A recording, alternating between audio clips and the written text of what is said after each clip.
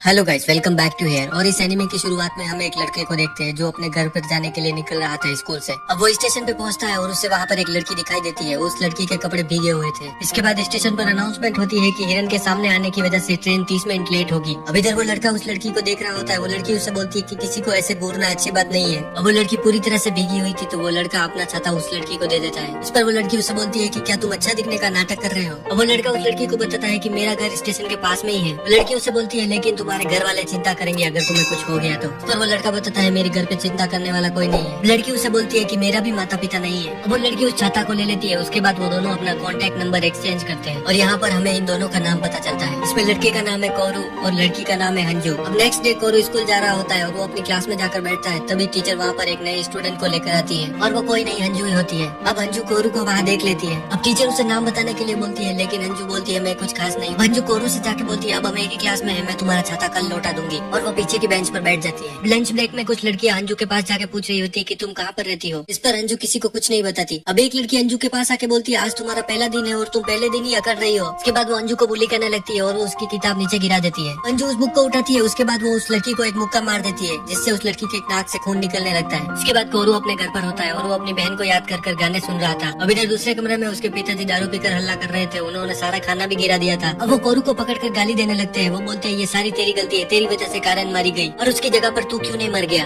कोरू वहाँ से भाग जाता है और वो अपनी जान लेने के लिए ट्रेन के सामने आने की कोशिश करता है लेकिन वो नहीं कर पाता और वो वहाँ जंगल में गिर जाता है। अब कोरू उस जंगल में चल रहा था तभी उसे वहाँ पर एक अजीब सी गुफा दिखाई देती है और कोरू उस गुफा के अंदर चला जाता है। थोड़ी देर चलने के बाद उसे एक सैंडल मिलता है और वो उसकी सिस्टर का था। उस पर उसका नाम भी लिखा हुआ था जो मर गई है। अब कोरू भागकर थोड़ा और आगे जाता है तभी उसके हाथ पर आकर एक पैरोट बैठ जाता है। पैरोट गाना गाने लगता है और कोरू को याद आता है ये तो वही गाना है जो मैंने मेरे पालतू पैरोट को सिखाया था, लेकिन वो पैरोट तो मेरी सिस्टर के साथ ही मर गया था। अब कोरू उस पैरोट को लेकर उस गुफा से निकल जाता है। अब वो अपने घर पर होता है तभी उसके पिताजी उसके गले लगकर बोलते हैं ऐसे कभी मत जाना, तुम गए हुए एक हफ्ता हो गया है। अब कोरू सोच रहा होता है एक हफ्ता कैसे हो गया। उसके बाद वो अपने मोबाइल में चेक करता है तो एक हफ्ता गुजर गया होता है। असल में ऐसा इसलिए हुआ क्योंकि उस गुफा का टाइम और बाहर का टाइम अलग चलता है। अब नेक्स्ट डे कोरू स्कूल जाता है और उसका दोस्त उससे पूछ रहा होता है कि तुम एक हफ्ते से कहाँ गायब थे। तभी वहाँ पर अंजू आती है। वो बोलती है अगर तुम कल स्कूल आओगे तो मैं तुम्हारा छाता लौटा दूंगी। अब स्कूल खत्म होने के बाद कोरू फिर से उस गुफा में जाने के लिए वहाँ पहुँचता है और वो गुफा के अंदर जाता है। वो देखता है कि उसका पीछा करते हुए अंजू भी उस गुफा के अंदर आ गई है। अब वो अंजू को पकड़कर उस गुफा से बाहर निकालता है। उसके बाद वो अंजू को बताता है कि इस दुनिया का समय और इस टनल का समय अलग अलग चलता है और ऐसा लगता है कि ये टनल इच्छा पूरी करता है। अंजू बताती है लेकिन हम सिर्फ 5 सेकंड अंदर थे और यहाँ बाहर 5 घंटे बीत गए हैं। इसके बाद अंजू कोरू से बोलती है कि मेरी भी एक इच्छा है तो क्यों ना हम साथ में काम करें और इस टनल के बारे में और जाने। अब इसके बाद वो उस टनल पर रोज आने लगते हैं। अंजू कोरू को कॉल ऑन रखकर अंदर जाने के लिए बोलती है। उसे बोलती है कि कुछ भी बात करते रहो और वो अंजू को बोलता है कि तुमने उस लड़की को मौका क्यों मारा। अंजू उसे बताती है कि वो पहली इंसान है जिसे मैंने मारा। उसकी कॉल अचानक से कट जाती है और वो भाग के बाहर आता है। वो बताता है कि मैं उस पिलर से पार गया और मेरी कॉल कट गई। अब इसके बाद वो वहाँ पर रेगुलरली आने लग जाते हैं। एक दिन अंजू वहाँ से निकलने के लिए ऊपर चढ़ रही थी तभी उसका पैर फिसलता है और वो कोरू के ऊपर गिर जाती है। उसके बाद वो नीचे गिर जाते हैं। हम देखते हैं कि अंजू कोरू के नीचे होती है। उसके बाद वो वहाँ पर फिर से आते हैं। अंजू कोरू को बोलती है जैसे ही तुम उस पार जाओगे मैं तुम्हें मेल भेजूंगी। इसके बाद कोरू उस पिलर के पास जाता है। अंजू उसे मैसेज भेजती है। अब वो पीछे मुड़ के देखता है तो उसे अंजू वहाँ पर घूमते हुए दिखाई देती है। कोरू उस पिलर से इस पार आता है और अंजू उसे बताती है मैं तुम्हारा 7 घंटे से यहाँ पर इंतजार कर रही हूँ। अब कोरू उसे बताता है लगता है इस पार से उस पार मैसेज नहीं जा सकता। इसके बाद वो एक दिन एक्वेरियम में घूमने जाते हैं। अब वो एक्वेरियम के अंदर मजे कर रहे होते हैं तभी अंजू कोरू से बोलती है जब तुम उस पिलर के पार गए तो मैं बहुत ही डर गई थी, मुझे तुम्हारी फिक्र हो रही थी। इसके बाद अंजू कोरू से पूछती है कि तुम कभी हंसते क्यों नहीं, मैंने तुम्हें कभी हंसते हुए नहीं देखा। अब कोरू उसे बताता है कि मैं इस एक्वेरियम में पहले भी आया हूँ मेरे माता पिता और छोटी बहन के साथ जब वो जिंदा थी और उसकी मौत पेड़ से गिरने पर हो गई और इस वजह से मेरा पूरा परिवार खत्म हो गया। मेरी मॉम मेरे डैड को छोड़कर चली गई और अब मैं उस टनल की मदद से अपनी बहन को वापस लाना चाहता हूँ। अब इसके बाद वो फिर से उस टनल में जाते हैं और उन्हें वहाँ पर अंजू के लिखे हुए मांगा मिलते हैं और वो उन मांगा को लेकर वापस बाहर आ जाते हैं। अब बाहर बारिश हो रही थी तो कोरू के कपड़े पूरी तरह से भीग जाते हैं। कोरू बोलता है अगर मैं अभी घर गया तो मेरे पिताजी मुझे क्या क्या सुनाएंगे। इस पर अंजू उसे बोलती है अगर तुम चाहो तो मेरे घर आ सकते हो। अब वो दोनों अंजू के घर पर होते हैं। अंजू उसे कपड़े देती है पहनने के लिए। अब कोरू को अंजू के घर में बहुत सारी मांगा दिखाई देती है। वो उसमें से एक मांगा को उठाकर पढ़ रहा होता है। अंजू उसे बताती है ये मेरे दादाजी ने लिखी है। कोरू उसे बोलता है लगता है जो मांगा टनल से निकले थे वो तुमने लिखे थे। इस पर अंजू उसे पूछती है कि तुम्हें कैसे पता चला। अब अंजू उसे बताती है हाँ ये मांगा मैंने ही लिखे है। कोरू उससे पूछता है कि तुमने इन्हें सबमिट क्यों नहीं किया। अंजू उसे बताती है कि तुम्हें पता भी है कितना कंपटीशन है और इस देश में कितने मांगाकार हैं। अब वो कोरू को बताती है कि मेरे दादाजी भी एक मांगाकार थे लेकिन उनकी मांगा इतनी चली नहीं, लेकिन फिर भी मेरे दादाजी मांगा बनाते गए और जब मैंने अपने माता पिता को बताया कि मैं एक मांगाकार बनना चाहती हूँ तो उन्होंने मुझे घर से बाहर निकाल दिया।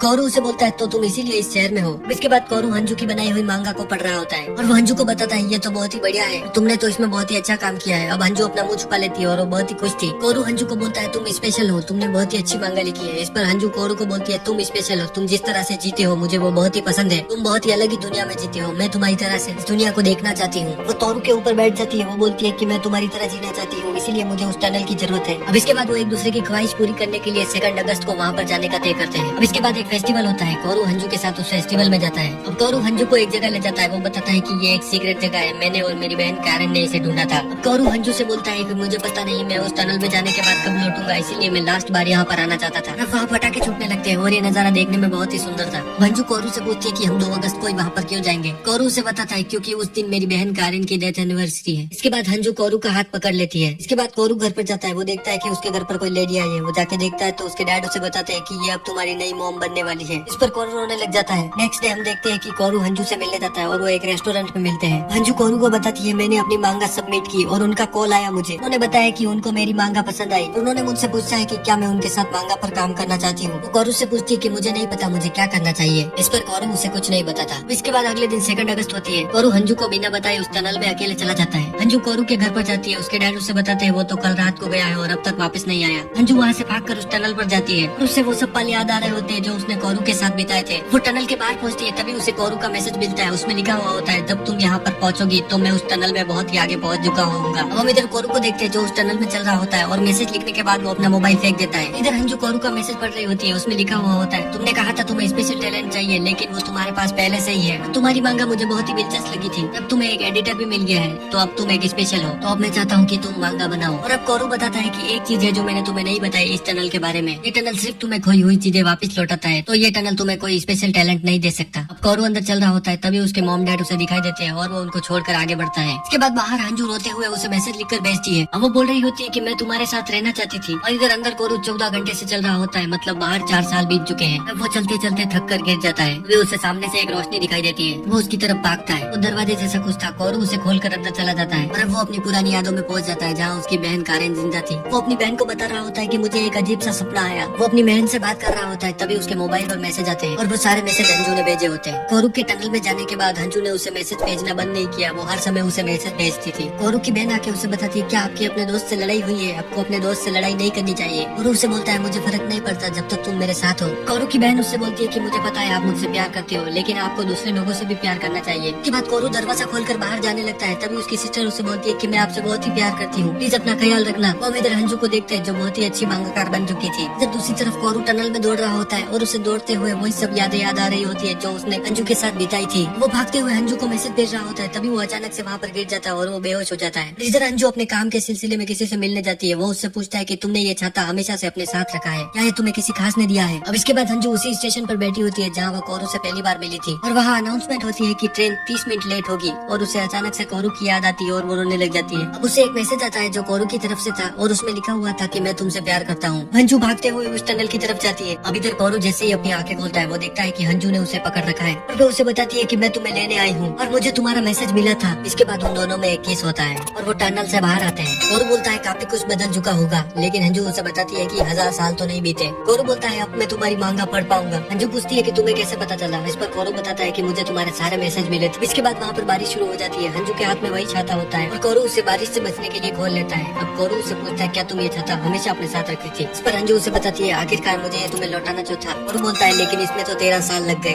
हंजू बोलती है ये बातें तो हम बाद में भी कर सकते हैं, चलो। और अब ये एनीमे इसी के साथ खत्म होता है। और अगर इसमें से आपको कुछ भी अच्छा लगा हो तो वीडियो को लाइक कर देना और कमेंट सेक्शन में वाइट हार्ट कर देना।